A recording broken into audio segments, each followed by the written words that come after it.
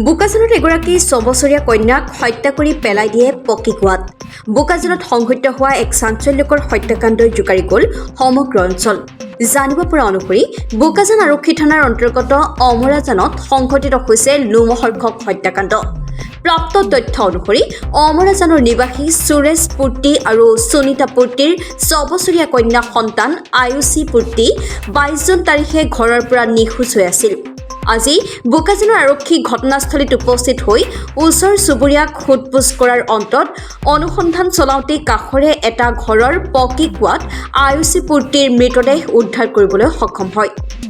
মন কৰিবলগীয়া কথাটো হ'ল যে মৃতদেহ উদ্ধাৰ হোৱা খবৰ পোৱা মাত্ৰকে ৰঞ্জিত বসুমতাৰী নামৰ যুৱক ঘটনাস্থলীৰ পৰা পলায়ন কৰে। আৰক্ষীয়ে বৰ্তমান হত্যাকাৰীটোক বিচাৰি অনুসন্ধান অব্যাহত ৰাখিছে। হত্যাকাৰীটোৱে কন্যাগৰাকীক প্ৰথম অৱস্থাত ডিঙিত এখন কাপোৰৰ সহায়েৰে মেৰিয়াই কুঁৱাত দলিয়াই দিয়াৰ সন্দেহ কৰিছে আৰক্ষীয়ে। পৰৱৰ্তী সময়ত জানিব পৰা যাব এই হত্যাকাণ্ডৰ মূল ৰহস্য। বোকাজানৰ পৰা ত্ৰিদীপ গগৈ ৰিপৰ্টাৰ লাইভ অসম। গম পাইছোঁ যোৱাকালি 11টামান বাজিৰ পৰা ছোৱালীজনী নিৰুদ্দেশ হৈছে বুলি গম পাইছোঁ, কিন্তু গধূলিহে ঘৰৰ পৰিয়ালে যেতিয়ালৈকে ঘৰ যোৱা নাই তাৰপিছত বিচৰা খুচৰা লাগিছে বুলি। তাৰপিছত এতিয়া আমি এনেই গম পোৱা মতে এই আমাৰ ইয়াতে এজনী মাইকী মানুহ ভাড়া থাকে, গিৰিয়েক নাই ইয়াত, দুজনী সৰু সৰু ল'ৰালৈ ভাড়া থাকে। তো ইয়াতে এইজনী যিজনী ভাড়া ৰাখিছে তেখেতৰে ভাই বোলে যোৱাকালি ইয়াত আছিলে। তো আহি কিনে তাৰ ভাগিন আৰু ভতিজীজনীক বিস্কুট খাবলৈ এই দোকানত পঠিয়ালে। তাৰপিছত এই ছোৱালীজনীৰ লগত কি কৰিলে ক'ব পৰা নাই, কিন্তু এতিয়া ডেড বডিটো এই ইয়াতে ওচৰতে তাৰ খুব কিমান 20 ফুট আঁতৰত যিটো কুঁৱা আছে এই কুঁৱাত ডেড বডিটো এতিয়া উদ্ধাৰ কৰিছে বোকাজান থানাৰ পুলিচসকলে আহি। আৰু এজনীৰ নামটো মই ইমান ভাল পূৰ্তি, আয়ুষী পূৰ্তি, আৰু বয়স 6 বছৰ ন। সন্দেহ হৈছে মানে তাইক মাৰিয়ে পেলোৱা হৈছে। আমি যিটো দেখিবলৈ পাইছোঁ এনে প্ৰিলিমিনাৰী আমি যেতিয়া উঠাই দেখিলোঁ যে ডেড বডিটোৰ পেলোৱা আছে, তাৰ ওপৰত আকৌ বিছনা চাদৰ আছে আৰু কিছুমান কাপোৰ চাপোৰ কিবা দি ঢাকি থৈ দিছিলে। আৰু ইয়াত পুলিচে আহি যিটো ইনস্পেকশ্যন চাৰ্চিং কৰিছিলে সেই সময়ত সেই ল'ৰাটো আছিলে যিজনক সন্দেহ কৰা হৈছিলে।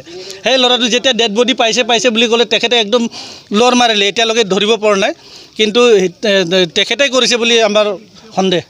পূৰ্বত আগত হৈছিলে ইয়াত যোনটো এই ঘৰৰ মানুহজনী ইয়াত ভাড়াত থাকে, এই ভাড়াত থকা মানুহজনীৰ ঘৰত 6জন 7জন ল'ৰা আহি গোটেই ৰাতিও থাকে, দিনতো থাকে। ইয়াতে মানে এই ড্ৰাগছ সিহঁতে খায়, ড্ৰাগছ খায় ইয়াতে।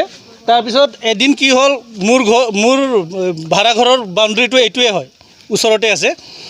মোৰ ইয়াৰ পৰা বহুত বস্তু চুৰ হৈ আছিলে। তাৰপিছত এটা চাইকেলো চুৰ হ'ল।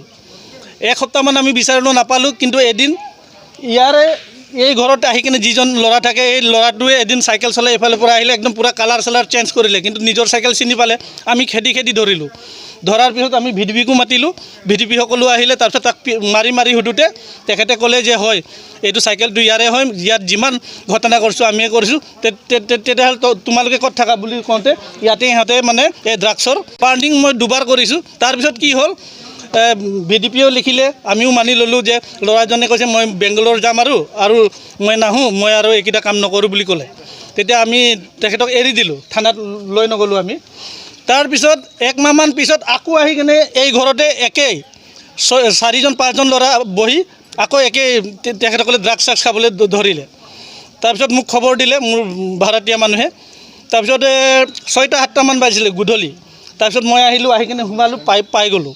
পাওঁতে মোক দেখা মাত্ৰকে সিহঁতে চব পলোৱাৰ পিছত তাৰপিছত মই ৱাৰ্ণিং দিলোঁ যে নেক্সট টাইম পৰা আগতো কিবা কৰিছে তেখেতসকলে, এনেকৈ ঘটনা কৰিছে, সেইকাৰণে বহিব আৰু ইয়াত আহিব দিব নালাগে। হ'ব দাদা ক'লে তাৰ বায়েকজনীয়ে, কিন্তু তাৰপিছত সেই আকৌ এই ঘটনাটো হ'ল। ঠিক আছে।